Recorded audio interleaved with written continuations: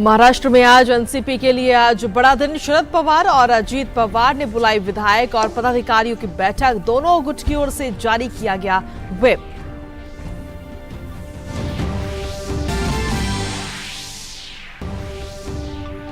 मणिपुर में सुधरते हालात के बीच आज फिर से खुलेंगे पहली से लेकर 8वीं तक कक्षा के स्कूल। जातीय हिंसा के कारण मई में बंद करने पड़े थे स्कूल।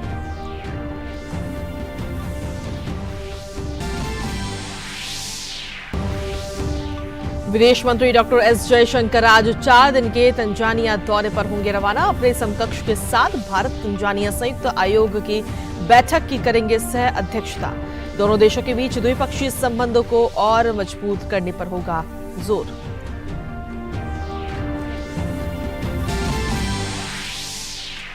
फिलिस्तीन के जेनिन में सबसे बड़े सैन्य अभियानों में से एक को अंजाम देने के बाद इजराइल की सेना की वापसी शुरू।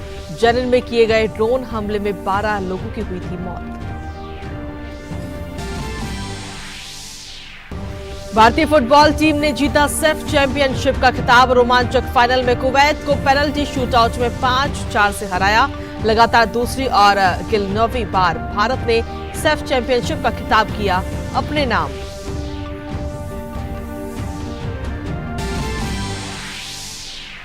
पूर्व क्रिकेटर अजीत अगरकर बनाए गए भारतीय क्रिकेट टीम के मुख्य चयनकर्ता। चेतन शर्मा की लेंगे जगह। 26 टेस्ट, 191 वनडे और 4 T20 मैच खेलकर अगरकर ने क्रिकेट में दिया अहम योगदान।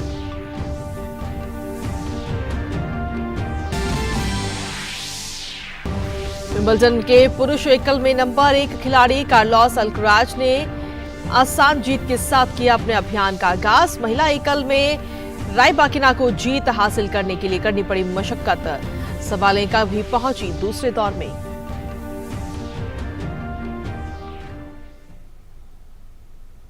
नमस्कार, स्वागत है आप सभी का। डीडी न्यूज देख रहे हैं आप और मैं हूं आपके साथ कृतिका। देश दिन भर की तमाम खबरों को लेकर हाजिर हूं मैं और आज जिन खबरों पर हम सभी की नजर रहेगी, बुलेटिन की शुरुआत उसी के साथ करते हैं। महाराष्ट्र में आज एनसीपी के लिए बड़ा दिन है। दरअसल पार्टी में पड़ी हुई फूट के बाद में अब शरद पवार गुट और अजीत पवार गुट दोनों ही शक्ति प्रदर्शन करेंगे। एनसीपी प्रमुख शरद पवार ने मुंबई के यशवंतराव चव्हाण केंद्र में अपने समर्थक विधायकों, जिला अध्यक्षों, स्थानीय निकाय के पदाधिकारियों को बैठक में मौजूद रहने के लिए कहा गया है। तो वहीं उप मुख्यमंत्री अजीत पवार ने अपने समर्थन में खड़े विधायकों और पदाधिकारियों को बांद्रा में भुजबल नॉलेज सिटी में बैठक के लिए बुलाया है। दोनों गुटों की बैठक से स्थिति स्पष्ट होने की उम्मीद है कि आखिर किसके साथ कितने विधायक हैं। दरअसल 288 सदस्यीय महाराष्ट्र विधानसभा में एनसीपी के 53 विधायक हैं और अजीत पवार गुट को दल बदल कानून के तहत अयोग्य ठहराए जाने से बचने के लिए कम से कम 36 विधायकों का समर्थन चाहिए। हालांकि अजीत पवार गुट ने 40 विधायकों के समर्थन का दावा भी किया है और वहीं शरद पवार गुट ने दावा किया है कि सरकार में शामिल अजीत पवार सहित केवल 9 विधायकों ने ही पाला बदला है और बाकी शरद पवार के साथ हैं। वहीं कल हुई कैबिनेट बैठक में एनसीपी के नवनिर्वाचित मंत्री भी शामिल हुए, जिसके बाद अजीत पवार ने राष्ट्रवादी कांग्रेस पार्टी यानी कि एनसीपी के अपने गुट का दक्षिण मुंबई में बने कार्यालय का उद्घाटन किया। इस मौके पर उन्होंने कहा कि उन्होंने प्रधानमंत्री नरेंद्र मोदी के काम की तारीफ कर कहा है कि देश उनके यानी कि मोदी के नेतृत्व में आगे बढ़ रहा है। हम उनका समर्थन करने के लिए सरकार में शामिल हुए हैं। और महाराष्ट्र की सियासत के बाद अब बात करेंगे मणिपुर की, जहां पर हालात तेजी से सामान्य हो रहे हैं और इसी का नतीजा भी है कि आज फिर से बच्चों के स्कूल वहां पर खोले जा रहे हैं। 2 दिन पहले ही मुख्यमंत्री एन बीरेन सिंह ने कहा था कि सरकार तमाम संवेदनशील इलाकों में राज्य सुरक्षा बल और अर्धसैनिक बलों को तैनात कर रही है और 5 जुलाई से सुरक्षा के बीच 1 से 8वीं तक के स्कूल फिर से खोल दिए जाएंगे। दरअसल मई के पहले सप्ताह में जातीय हिंसा के कारण पैदा हुए हालात को देखते हुए स्कूल बंद कर दिए गए थे, लेकिन केंद्र और राज्य सरकार की ओर से लगातार स्थिति को नियंत्रण में लेने की कोशिश की गई और अब लोग सामान्य जीवन जीने की दिशा में आगे बढ़ रहे हैं। राज्य सरकार की ओर से मैतेई और कुकी दोनों समुदायों के किसानों को सुरक्षा देने के लिए भी अतिरिक्त फोर्स की तैनाती की जा रही है ताकि कृषि गतिविधियां भी शुरू हो सकें।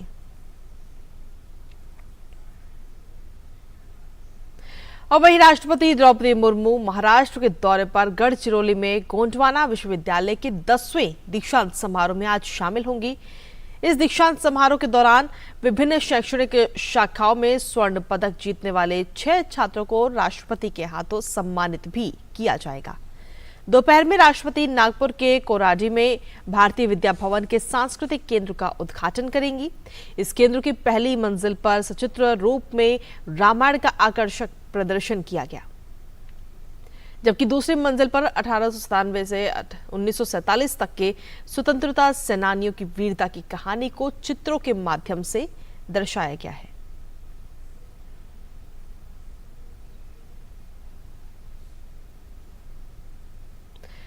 भारत में फ्रांस के राजदूत इमैनुअल लेनिन ने भारत के प्रधानमंत्री नरेंद्र मोदी के फ्रांस दौरे को दोनों देशों के लिए जरूरी बताया। फ्रांस के राजदूत ने कहा है कि प्रधानमंत्री के दौरे से दोनों ही देशों के बीच तकनीक, ग्लोबल मुद्दे और रक्षा क्षेत्रों में सहयोग और बढ़ेगा। राफेल के समय पर डिलीवरी को लेकर भी फ्रांस की प्रतिबद्धता जताई है। Well, it's going to be a very important visit. India is the guest of honor of our Bastille Day, our National Day. Doesn't happen every year that we have a guest of honor, but this year it's very special. That's the 25th anniversary of a strategic partnership between France and India, and we wanted to have Indian troops in the parade and to have also Indian Rafale in the sky. Personal chemistry between our two leaders, excellent, outstanding. I must say they have a very good personal chemistry. They call on each other often. They consult, they discuss, and it's very, very direct. और वहीं France के राजदूत ने कहा कि France संयुक्त राष्ट्र सुरक्षा परिषद में भारत की सदस्यता का समर्थन करेगा। साथ ही उन्होंने अन्य वैश्विक मंचों पर भी भारत के समर्थन की बात कही। आपको सुनवाते हैं। Totally. I mean, given the development of India's economy, India's global power, we feel that we need to see more of India in international governance. And obviously, for a country like mine, it's very welcome because we are totally aligned. We share the same values. We are large democracies. We are rule of law. We have the same vision of a free, open Indo-Pacific. And so we want to see more of you. We want to see more of you at the UNSC. We support the candidature of India as a permanent member. We want to see more of you also in global efforts to tackle the global issues. Years ago, in 2015, our two countries took the initiative to launch the International Solar Alliance. These days, we want also to raise awareness and to gather global efforts. For example, in the fight against single-use plastic, we want to do also more to gather some financing for the countries developing in the south, in Africa and elsewhere. That was the purpose of the meeting of our new pact on finance that was held on 22nd and 23rd of June in Paris, and there was a great support from India, and now we know that all these issues are going to be followed upon during the presidency, Indian presidency of the G20. Yes. वहीं प्रधानमंत्री नरेंद्र मोदी 7 और 8 जुलाई को छत्तीसगढ़, उत्तर प्रदेश, तेलंगाना और राजस्थान का दौरा करते हुए नजर आएंगे। प्रधानमंत्री मोदी करीब दर्जन भर कार्यक्रमों में शामिल होंगे, जिसमें 4 राज्यों के 5 बड़े शहर रायपुर, गोरखपुर, वाराणसी, वारंगल, बीकानेर में प्रधानमंत्री मोदी दर्जन भर कार्यक्रमों में शिरकत करेंगे। 4 राज्यों के अपने दौरे के दौरान प्रधानमंत्री मोदी लगभग 50,000 करोड़ रुपए की करीब 50 परियोजनाओं की सौगात भी आम जनता को देंगे। 7 जुलाई को वो सबसे पहले दिल्ली से रायपुर जाएंगे, जहां वो कई परियोजनाओं का शिलान्यास और लोकार्पण करेंगे, जिसमें रायपुर विशाखापत्तनम कॉरिडोर के विभिन्न 6 लेन खंडों की आधारशिला रखना भी शामिल है। रायपुर के बाद वो सीधा गोरखपुर जाएंगे, जहां वो गीता प्रेस के एक कार्यक्रम में हिस्सा लेंगे। यहां वो 3 वंदे भारत ट्रेनों को भी हरी झंडी दिखाते हुए नजर आएंगे और इसी के साथ वो गोरखपुर रेलवे स्टेशन के पुनर्विकास की आधारशिला भी रखेंगे। गोरखपुर से प्रधानमंत्री मोदी अपने निर्वाचन क्षेत्र वाराणसी जाएंगे, जहां कई प्रमुख परियोजनाओं का उद्घाटन और शिलान्यास करेंगे। वाराणसी में पीएम मोदी पंडित दीनदयाल उपाध्याय जंक्शन से सोन नगर तक डेडिकेटेड फ्रेट कॉरिडोर की नई लाइन का भी लोकार्पण करेंगे। प्रधानमंत्री वाराणसी जौनपुर के 4 लेन चौड़ीकरण का भी लोकार्पण करेंगे। इसके अलावा पीएम मोदी मणिकर्णिका घाट और हरिश्चंद्र घाट के नवीनीकरण का भी शिलान्यास करेंगे। उसके बाद अगले दिन यानी कि 8 जुलाई को प्रधानमंत्री मोदी वाराणसी से तेलंगाना के वारंगल तक यात्रा करेंगे। यहां वो नागपुर विजयवाड़ा कॉरिडोर के प्रमुख खंडों सहित विभिन्न परियोजनाओं की आधारशिला रखेंगे। आपको बता दें कि प्रधानमंत्री नेशनल हाईवे 563 के करीमनगर वारंगल खंड की 4 लेनिंग की आधारशिला भी रखेंगे। इसके बाद पीएम वारंगल से बीकानेर जाएंगे, जहां वो कई परियोजनाओं का शिलान्यास और लोकार्पण करेंगे। प्रधानमंत्री अमृतसर जामनगर एक्सप्रेसवे के विभिन्न खंडों को समर्पित करेंगे। ग्रीन एनर्जी कॉरिडोर चरण के लिए अंतर राज्य ट्रांसमिशन लाइन का भी समर्पित करेंगे। इस दौरान PM Modi Bikaner railway station के पुनर्विकास की आधारशिला भी रखते हुए नजर आएंगे। और चलिए खबरों में आगे बढ़ते हैं। विदेश मंत्री एस जयशंकर आज से तंजानिया के 4 दिवसीय दौरे पर रहेंगे, जहां डॉक्टर एस जयशंकर आज जंजीबार पहुंचेंगे और जंजीबार में 2 दिन तक रहेंगे। जंजीबार में जयशंकर भारत सरकार द्वारा वित्त पोषित जल आपूर्ति परियोजना का दौरा करेंगे। वो तंजानिया का दौरा करने वाले भारतीय नौसेना जहाज त्रिशूल पर एक स्वागत समारोह में भी भाग लेंगे। इसके बाद विदेश मंत्री 7 से 8 जुलाई तक तंजानिया के दार ए सलाम शहर में रहेंगे, जहां वो अपने समकक्ष के साथ 10वीं भारत तंजानिया संयुक्त आयोग की बैठक की सह अध्यक्षता करेंगे। दार ए सलाम में वो कई कैबिनेट रैंक के मंत्रियों सहित देश के शीर्ष नेतृत्व से मुलाकात करेंगे। विदेश मंत्री एस जयशंकर यात्रा के दौरान भारत के संसदीय मैत्री समूह के सदस्यों से मिलेंगे और भारत तंजानिया व्यापार बैठक का भी उद्घाटन करेंगे। इस दौरान भारतीय प्रवासियों को भी संबोधित करेंगे और दार एस सलाम में स्वामी विवेकानंद की प्रतिमा का उद्घाटन करेंगे। वहीं भारतीय जनता पार्टी ने चुनावों में पार्टी को और मजबूत करने के लिए अपने संगठन में फेरबदल किए हैं। इसके तहत 4 राज्यों के प्रदेश अध्यक्षों को बदला गया है और कई बड़े नेताओं चुनाव और प्रबंधन से जुड़ी जिम्मेदारियों ने सौंपी गई है।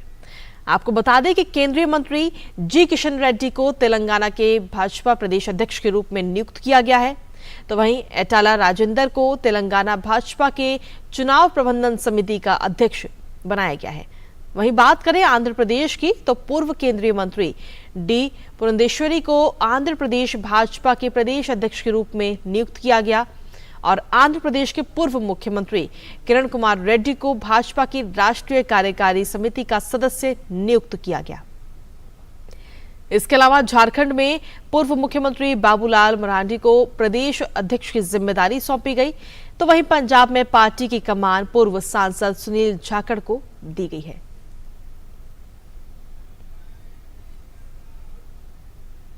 और खबरों में आगे बढ़ते हुए बात करते हैं G20 की। दरअसल मुंबई में G20 अनुसंधान और नवाचार प्रयास शिखर सम्मेलन और अनुसंधान मंत्रियों की बैठक लगातार जारी है। केंद्रीय विज्ञान और प्रौद्योगिकी राज्य मंत्री जितेंद्र सिंह आज G20 अनुसंधान मंत्रियों की बैठक की अध्यक्षता करेंगे। बैठक में 29 G20 सदस्यों के अनुसंधान मंत्रियों, आमंत्रित अतिथि देशों और अंतर्राष्ट्रीय संगठनों सहित कुल लगभग 107 विदेशी प्रतिनिधियों के भाग ले रहे हैं। RIIG शिखर सम्मेलन और अनुसंधान मंत्रियों की बैठक में G20 विज्ञान गतिविधियों की मंत्री स्तरीय घोषणा पर चर्चा जारी है। मंत्री स्तरीय घोषणा को अपनाना 2023 में भारत की G20 अध्यक्षता के दौरान भारत के विभिन्न हिस्सों में आयोजित बैठकों की श्रृंखला में हुई G20 RIIG गतिविधियों की परिणति का प्रतीक है। और चलिए खबरों में आगे बढ़ते हुए बात करते हैं मौसम की। दरअसल मौसम विभाग ने केरल के 12 जिलों के लिए आज भारी बारिश का ऑरेंज अलर्ट जारी किया है, जिसमें कन्नूर और त्रिशूर के जिला प्रशासन ने सभी शैक्षणिक संस्थानों में एहतियात के तौर पर छुट्टी भी घोषित की है। कासरगोड जिले में भी प्रोफेशनल कॉलेजों को छोड़कर सभी शैक्षणिक संस्थान बंद रहेंगे।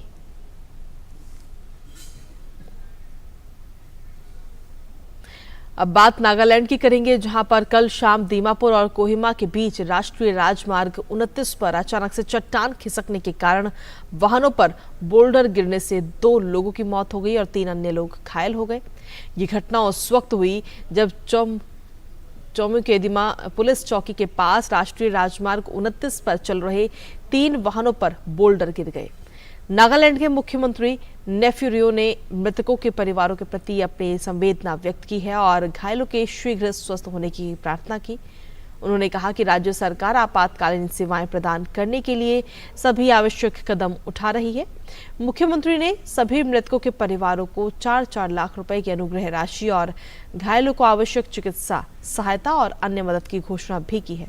उन्होंने ये भी कहा कि राज्य सरकार पूरे राजमार्ग पर खतरनाक स्थानों पर सुरक्षा संबंधी बुनियादी ढांचे के लिए तत्काल कदम उठाने के लिए केंद्र सरकार और NHIDCL के साथ प्रयास करना जारी रखेगी। राज्य में पिछले कई हफ्तों से लगातार बारिश की वजह से विभिन्न स्थानों पर भूस्खलन और रास्ते बंद हो गए हैं।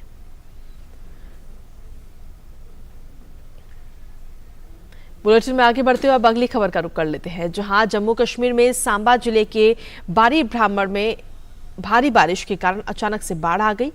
इस दौरान सड़क पर चल रही एक कार बाढ़ के पानी में बह गई। ये पूरा दृश्य वहां मौजूद लोगों ने अपने मोबाइल फोन में कैद कर लिया।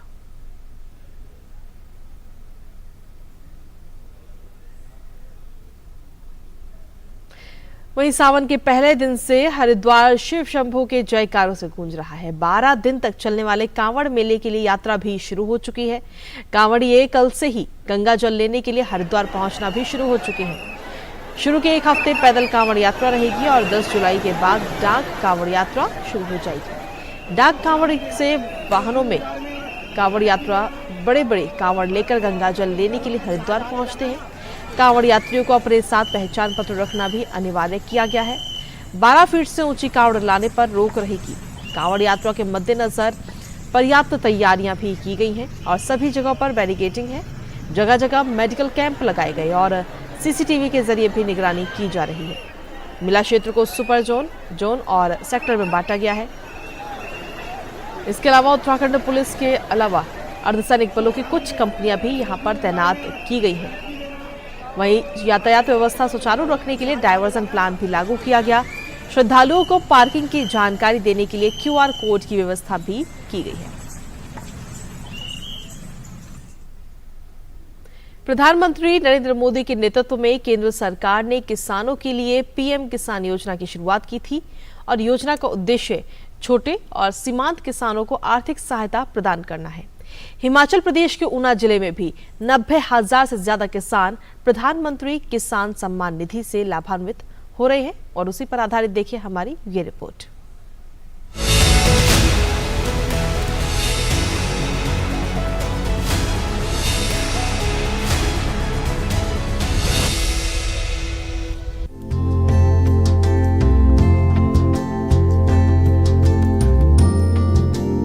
केंद्र सरकार की महत्वाकांक्षी प्रधानमंत्री किसान सम्मान निधि योजना देश भर के किसानों के लिए वरदान साबित हो रही है। प्रदेश के ऊना जिले में भी प्रधानमंत्री किसान सम्मान निधि के तहत 90,000 किसानों के बैंक खातों में प्रतिवर्ष 3 किस्तों में 6,000 रुपए की आर्थिक मदद पहुंच रही है। योजना का लाभ ले रहे डंगोली व बसोली गाँव के किसानों का कहना है कि इस राशि से उन्हें कृषि कारोबार में मदद मिलती है, जिसके चलते कठिन परिस्थितियों में भी किसान मजबूती से कारोबार चलाने के काबिल हो गए हैं।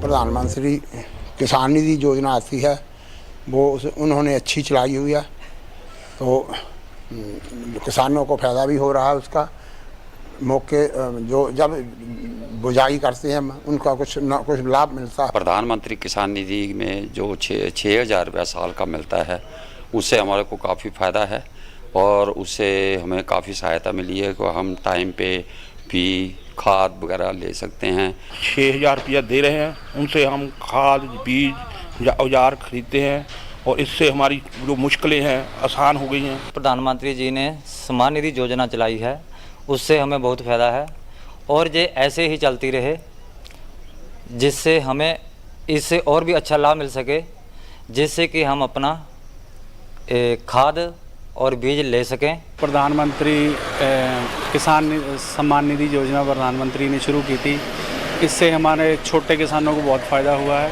पहले छोटे किसानों को खाद बीज के लिए बहुत समस्या होती थी, कुछ छोटे औजार लेने होते थे, उसके लिए बहुत दिक्कत आती थी।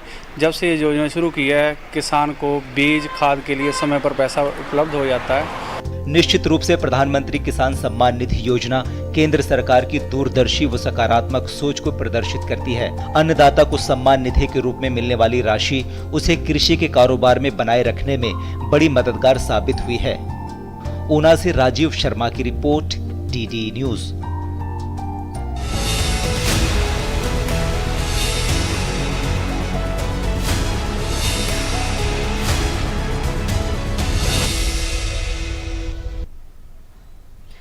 और चलिए बुलेटिन में आगे बढ़ते हैं, अब बात करते हैं अंतर्राष्ट्रीय खबर की। दरअसल फिलिस्तीन के वेस्ट बैंक के जेनिन शहर से इजरायली सैनिकों की वापसी शुरू हो गई है।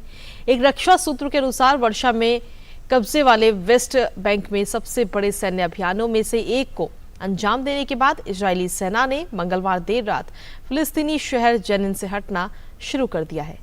इजरायली सैन्य वाहनों के काफिले से जेनिन से निकलते हुए देखा गया। सोमवार को इजरायली सेना ने फिलिस्तीनी शहर जेनिन में ड्रोन हमला किया और 1000 से ज्यादा सैनिकों की तैनाती की गई। फिलिस्तीनी अधिकारियों ने कहा कि जेनिन हमले में कम से कम 12 लोग मारे गए हैं। विश्व स्तर पर 3 जुलाई अब तक का सबसे गर्म दिन दर्ज किया गया। US national centre for environmental prediction के आंकड़ों के अनुसार दुनिया भर में लू चलने के कारण औसत वैश्विक तापमान 17.01 डिग्री सेल्सियस तक पहुंच गया, जो अगस्त 2016 के 16.92 डिग्री सेल्सियस के रिकॉर्ड को पार कर गया। दक्षिणी अमेरिका हाल के सप्ताहों में भीषण गर्मी से जूझ रहा है। चीन में स्थायी लू जारी है और उत्तरी अफ्रीका में तापमान 50 डिग्री सेल्सियस के करीब देखा गया। वहीं अंटार्कटिका में भी उच्च तापमान दर्ज किया गया। वैज्ञानिकों ने कहा कि ये कोई मील का पत्थर नहीं है जिसका हमें जश्न मनाना चाहिए, बल्कि ये लोगों और पारिस्थितिकी तंत्र के लिए मौत की सजा है। वहीं वैज्ञानिकों का कहना है कि उभरते अल नीनो पैटर्न के साथ जलवायु परिवर्तन इसके लिए जिम्मेदार है।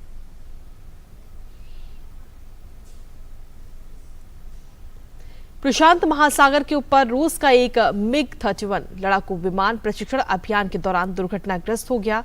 इसमें सवार 2 पायलट के बारे में अभी तक फिलहाल कोई जानकारी नहीं मिली। वहीं बचाव दल विमान के चालक दल के 2 सदस्यों की तलाश कर रहा है। सेना का कहना है कि विमान में हथियार नहीं थे। पेरू में उबिनास ज्वालामुखी विस्फोट के बाद पेरू के शहर पर राख की चादर बिछ गई है। अधिकारियों से निकासी की आवश्यकता होने पर आश्रय स्थापित करने का आग्रह किया गया। ज्वालामुखी फटने के बाद कई समुदाय प्रभावित हुए और सरकारी आंकड़ों के अनुसार ज्वालामुखी के आसपास के विभिन्न गांवों में 2000 से ज्यादा लोग रहते हैं, जिन्हें आपातकालीन स्थिति में सुरक्षित आश्रय में ले जाने की भी संभावना है। दक्षिणी पेरू सक्रिय ज्वालामुखियों का केंद्र है। पेरू में उबिनास 2019 में निष्क्रिय है। पेरू तथाकथित ज्वालामुखी जैसी गतिविधि की उच्च घटनाएं होती हैं। सूचना और प्रसारण मंत्रालय ने अंतर्राष्ट्रीय योग दिवस मीडिया सम्मान के दूसरे संस्करण के लिए आवेदन के लिए अंतिम तिथि 8 जुलाई कर दी है। मंत्रालय की ओर से इस साल के अंतर्राष्ट्रीय योग दिवस के प्रसार में मीडिया की सकारात्मक भूमिका और दायित्व को पहचान दिलाने के लिए यह निर्णय लिया गया। मीडिया समूह इस पुरस्कार के लिए अपनी प्रविष्टियां दे सकता है। आपको बता दें कि साथ ही इस बारे में विस्तृत दिशा निर्देश मंत्रालय की आधिकारिक वेबसाइट www.mib.gov.in पर देख सकते हैं। और चलिए अब बात करते हैं खेलों की। गोलकीपर गुरप्रीत सिंह के शानदार प्रदर्शन की बदौलत भारतीय फुटबॉल टीम ने सेफ चैंपियनशिप का खिताब अपने नाम कर लिया। बेंगलुरु में खेले गए मुकाबले में भारत ने कुवैत को पेनल्टी शूटआउट में 5-4 से हराने में सफलता पाई। निर्धारित 90 मिनट तक दोनों टीमें 1-1 की बराबरी पर रहीं और उसके बाद 30 मिनट के एक्स्ट्रा टाइम में भी कोई भी टीम गोल नहीं कर सकी। ऐसे में मैच का फैसला पेनल्टी शूटआउट में हुआ। यहां भारतीय गोलकीपर गुरप्रीत सिंह का शानदार बचाव देखने को मिला। उन्होंने कुवैत के कप्तान खालिद अल इब्राहिम का आखिरी शॉट रोककर टीम को खिताब दिला दिया। यह भारत का सेफ चैंपियनशिप में 9वां खिताब है। वहीं भारत के पूर्व तेज गेंदबाज अजीत अगरकर को भारतीय क्रिकेट बोर्ड की चयन समिति का अध्यक्ष नियुक्त किया गया। अशोक मल्होत्रा की अध्यक्षता वाली क्रिकेट सलाहकार समिति के साथ हुए साक्षात्कार के बाद अगरकर को वरिष्ठ चयन समिति पुरुष टीम का अध्यक्ष नियुक्त किया गया। अगरकर ने 26 टेस्ट और 4 T20 अंतर्राष्ट्रीय मैचों के अलावा 191 वनडे मैच खेले हैं। वो 200 और साथ ही आपको बता दें कि वो 1999, 2003 और 2007 वनडे विश्व कप में भारतीय टीम का हिस्सा भी रहे हैं। 2007 विश्व T20 विजेता भारतीय टीम में भी वो शामिल थे। और इसी के साथ फिलहाल मेरे साथ इस बुलेटिन में इतना ही। ब्रेक के उस पर देखिए हमारा खास कार्यक्रम नया सवेरा।